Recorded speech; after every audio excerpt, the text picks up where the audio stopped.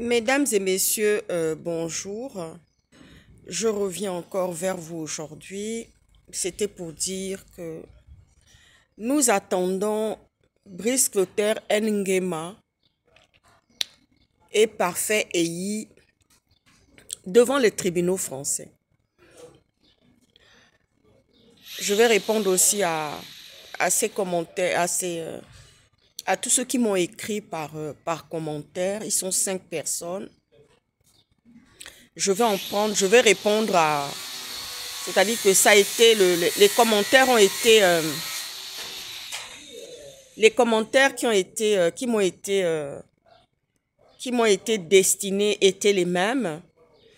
Je vais répondre à Martial et Jean-Pierre concernant l'affaire Kelly Ondo.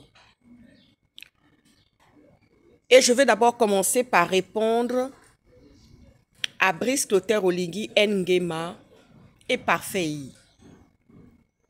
Parfait Eyi est sorti dans un live pour dire qu'il attendait que le président lui donne des pleins pouvoirs pour pouvoir justement attaquer les activistes, pour pouvoir vraiment se mettre à fond pour dézinguer les activistes de l'Occident. Mais moi, je vous renvoie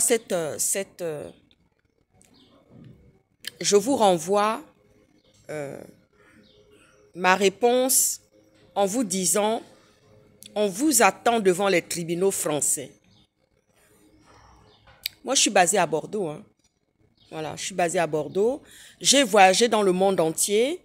J'ai vécu aux États-Unis. Voilà. Mais je suis pour l'instant basée à Bordeaux. Et mes avocats bordelais sont prêts. Justement par rapport à ça. Je le redis encore. Nous attendons Monsieur Oligui Nguema, président du Gabon, et Parfait Eyi.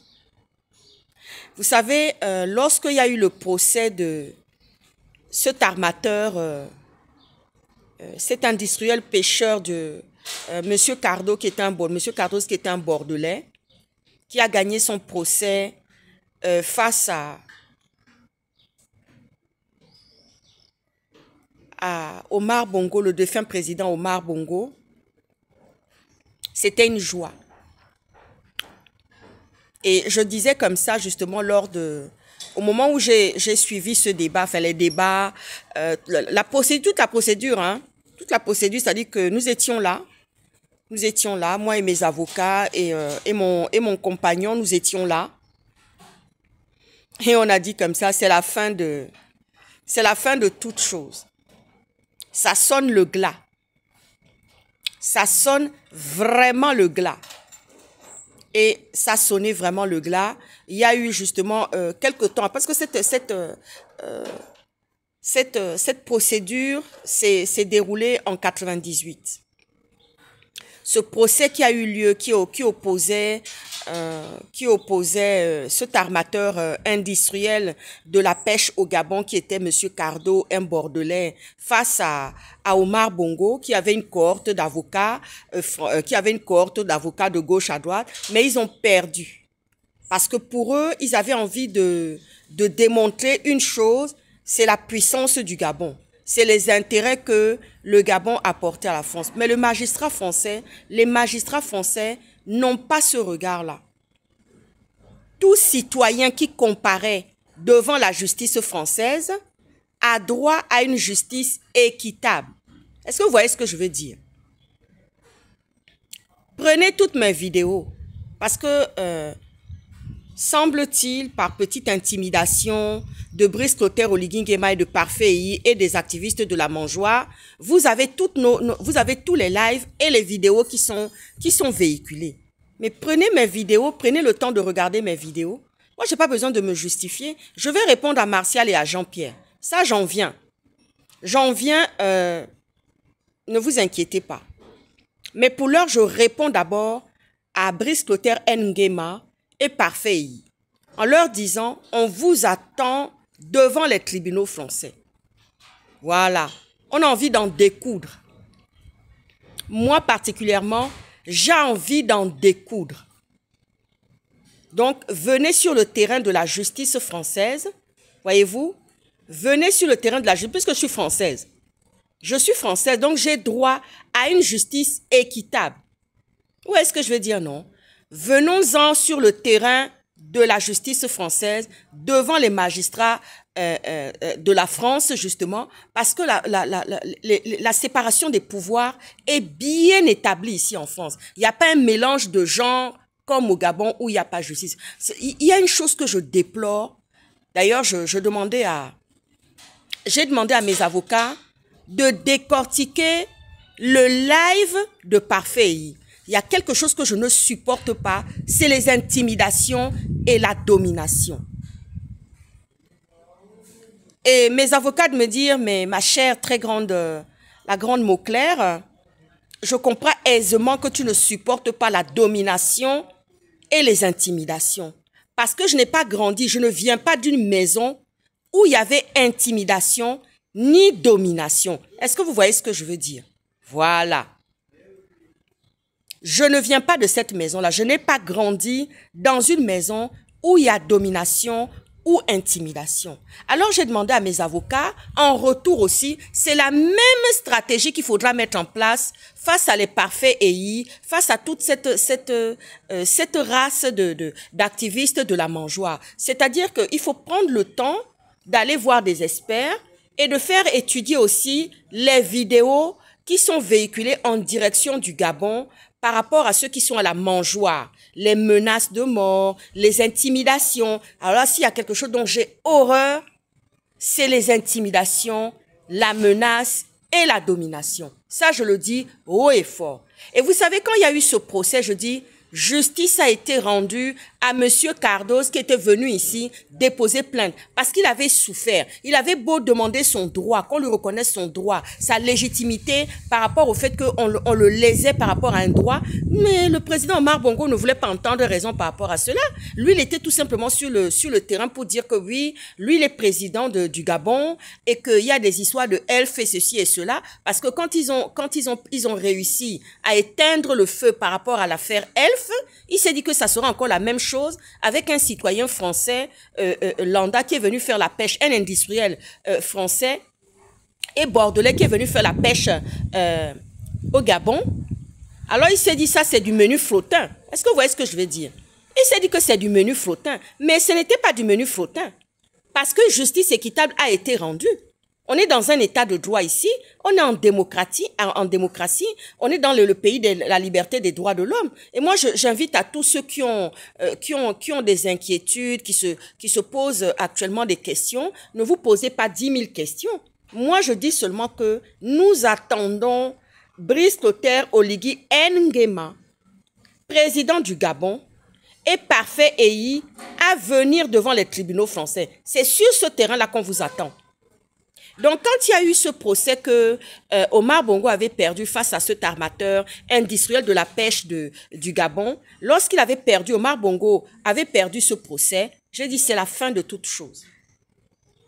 Ça sonne le glas de beaucoup de choses. Et il y a eu le procès des biens mal acquis. Vous voyez ce qui s'est passé en Guinée équatoriale, non? Avec Théodorino, le fils d'Obiangema. Vous avez vu ce qui s'est passé, non? Comment on est venu lui arracher les biens? Comment on est venu lui saisir ses biens, non? Comment ça chauffer, non?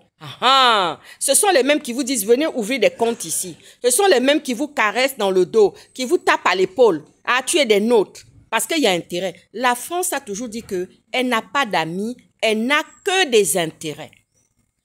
C'est comme ça qu'il faut marcher avec eux. C'est-à-dire, quand tu marches avec eux là aussi, toi aussi, tu n'as que des intérêts. Dès que tu as compris ça, tu es à l'aise. C'est bon. Parce que tout est dans l'hypocrisie. Comme disait l'ami de mon père, Alain Juppé, l'hypocrisie, c'est quelque chose qui se cultive. Si tu n'as pas grandi dans l'hypocrisie, là, tu vas cultiver ça en toi pour pouvoir demeurer, pour pouvoir vivre, pour pouvoir marcher avec certaines personnes qui sont dans l'hypocrisie. Vous voyez ce que je suis en train de dire? Voilà. Maintenant, quant à l'affaire de... Je réponds à Martial et Jean-Pierre. Quant à l'affaire de... Vous êtes allé regarder, vous avez dit oui, en regardant vos vidéos, on s'est rendu compte que vous ne vous êtes jamais prononcé sur l'affaire Kelly Ondo. C'est pour vous dire que il y a beaucoup de sagesse, il y a d'abord de la sagesse dedans. Je ne dirais pas la prudence. Il y a de la sagesse dedans et je suis dubitatif par rapport à ce qui se passe actuellement, vu l'affaire Kelly Ondo. J'en sais beaucoup. J'en sais beaucoup. Et je ne veux pas parler là-dessus. Je ne me fatigue pas là-dessus. La seule chose que je veux dire ici, c'est que Kelly Ondo est un héros national. Si Kelly Ondo avait réussi son coup d'État au Gabon, il serait un héros national. Mais je vais même dire qu'il est un héros national. Parce que lui, il a été précurseur. Il a été le premier à se mettre en danger, à s'exposer et à dire « Stop ». Ça suffit comme ça, on a assez soupé, on a assez souffert. Dommage, ça n'a pas réussi, ça n'a pas marché. C'est une autre personne avec des calculs de la ruse qui est venue faire soi-disant un coup de libération et un coup d'État.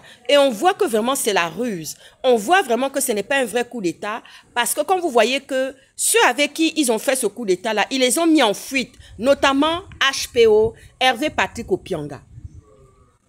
Vous voyez, non? Et posez-vous la question de savoir, mais Brice Lakuchali Anga a été sorti avec une mise en scène. Sylvia Bongo sort aussi avec une mise en scène. Vous voyez ce que je veux dire, non?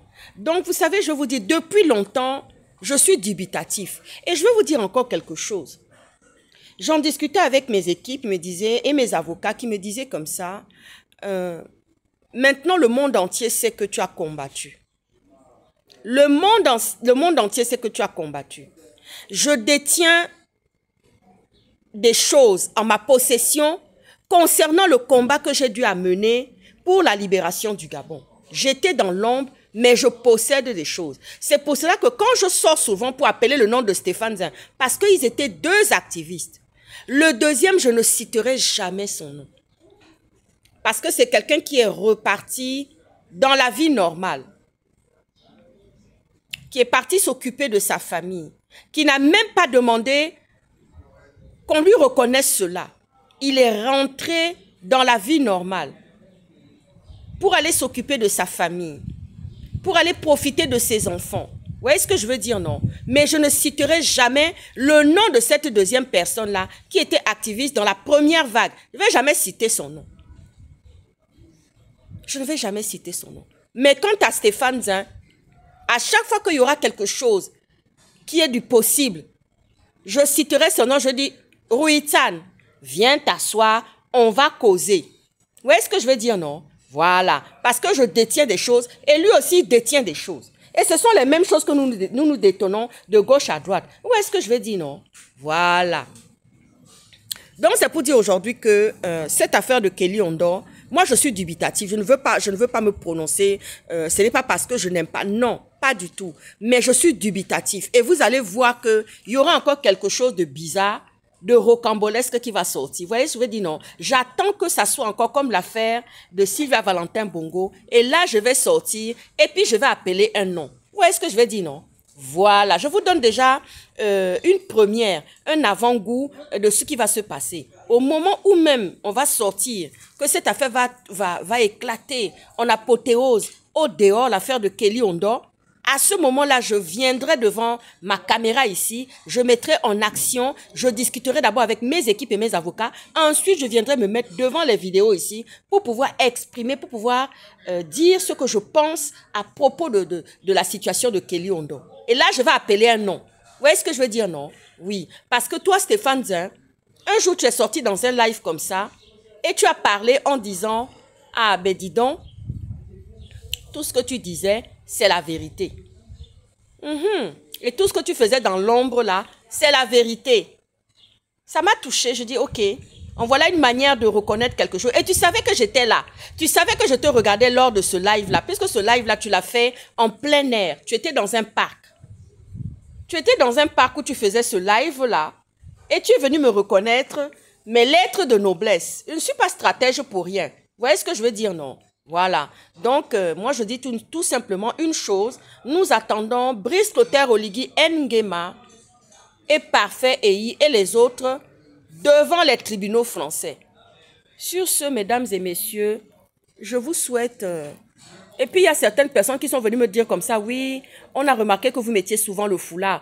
Bon, l'influence du foulard chez moi, c'est parce que j'ai vécu dans les pays du Moyen-Orient. Et le foulard aussi est un signe de beauté. Vous voyez ce que je veux dire, non? C'est pour ça souvent que je mets. Donc, j'ai répondu à Martial et Jean-Pierre. Sur ce, je vous souhaite un bon déjeuner et je vous dis à très bientôt. À ciao, ciao.